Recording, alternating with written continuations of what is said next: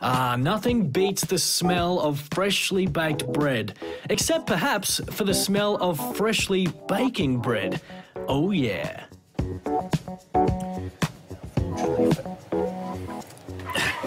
Now, unfortunately for you, smell-o-vision hasn't been invented yet, so you'll have to rely on the visuals. But today you are in luck because we're going behind the scenes at a bakery.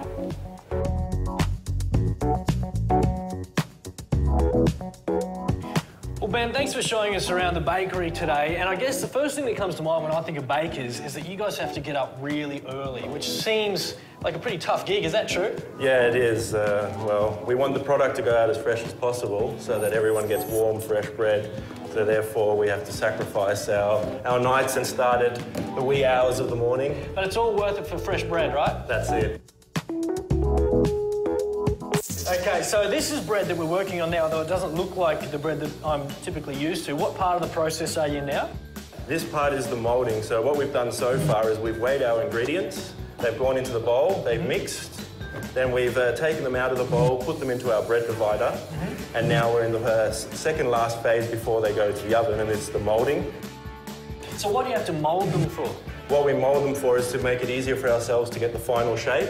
And also we then let it rest so it's easier to get them into their shape. Okay, and so from here, what's going to happen to them once you've moulded all these? Once these are moulded, they get about a 20-minute rest, so they relax a little bit.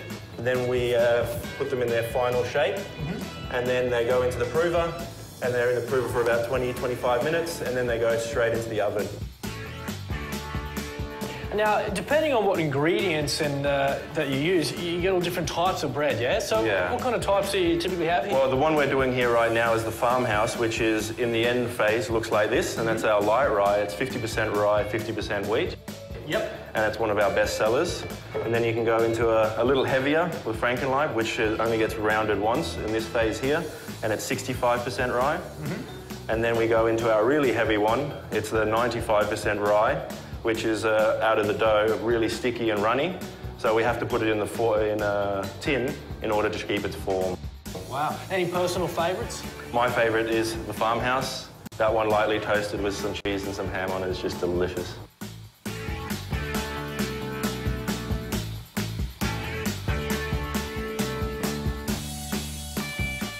Of course, it's not just bread that the bakers are capable of creating. They make all kinds of treats too, such as croque-en-bouche. The prep for something like this is very fancy indeed. Luckily, we get to jump in at one of the final stages. 3, 2, 1. Excellent, excellent. And now we'll see, has all the hard work paid off? Beautiful. Looks pretty good, There we huh? go. And that is what you call a croque-en-bouche. Very nice. And so what is Jacinta going to do from here? Jacinta from now is just spinning some toffee that we then decorate it with, and we'll also place some flowers on top. There you go. So how long does it normally take to make one of these? From start to finish, probably about 2 hours.